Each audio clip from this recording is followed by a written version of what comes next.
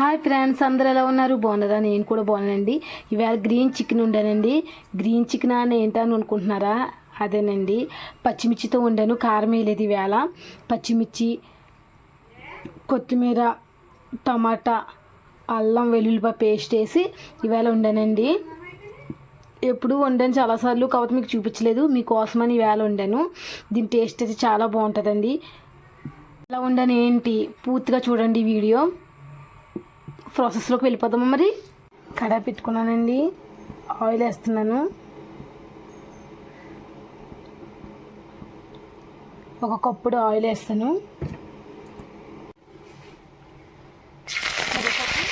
పచ్చిమిర్చి చీరుకులు, ఉల్లిపాయ ముక్కలు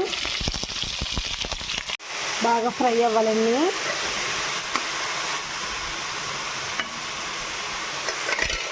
ఉల్లిపాయలు ఉడికిలేదు చూసుకున్నామండి.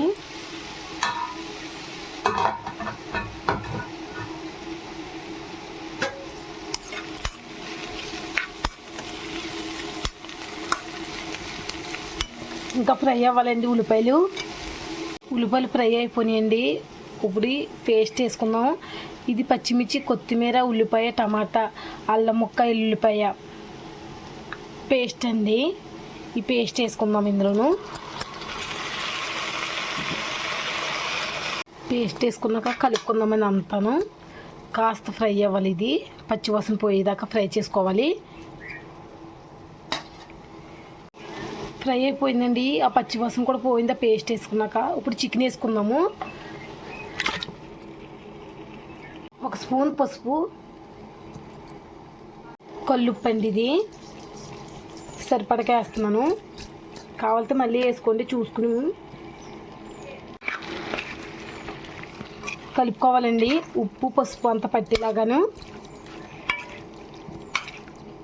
దీని టేస్ట్ అయితే చాలా బాగుంటుందండి. గ్రీన్గా ఉంటుంది. కుక్ అవ్వాలి. మూతెట్టుకుందాం. ఇప్పుడు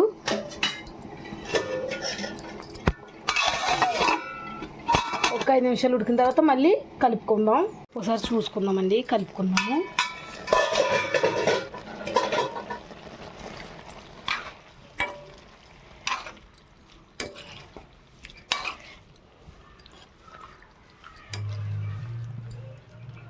ఇంకా కుక్ అవ్వాలి, ఇంకా ఉడకాలి. ఇదిగోండి వాటర్ వచ్చేసింది. ఏం వాటర్ వేయలేదండి ఇంకా కుక్ అవ్వాలి. ఇది వాటర్ అంతా ఎగిరిపోవాలి. అప్పుడు మసాలా అన్నీ వేసుకోవాలి. ఇంకా ఉడుకుతూనే ఉంది. రసంలోకి చాలా బాగుంటుందండి ఈ కర్రీ. ఇదిగోండి పక్కనే రసం కూడా పెట్టాను. చికెన్ బాగా ఉడికిపోయిందండి. ఇదిగోండి ఒక table spoon garam masala, last కొత్తిమీరని,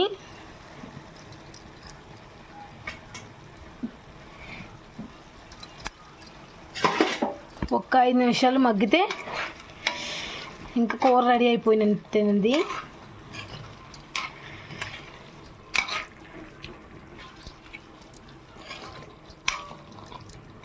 నేనైతే 15 పచ్చిమిర్చి వేసానండి. మీరు ఇంకా కారంగా కావాలనుకుంటే ఇంకా ఎక్స్ట్రా వేసుకోండి.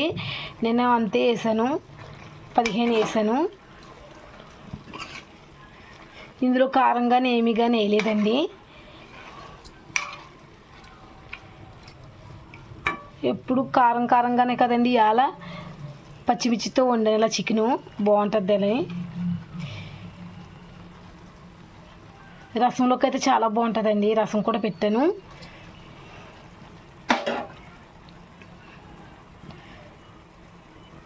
రెడీ అయిపోయిందండి కూర. స్టవ్ ఆఫ్ చేసుకుంటున్నాను. సాల్ట్ తక్కువగా ఉందండి, వేసుకున్నాను నేను.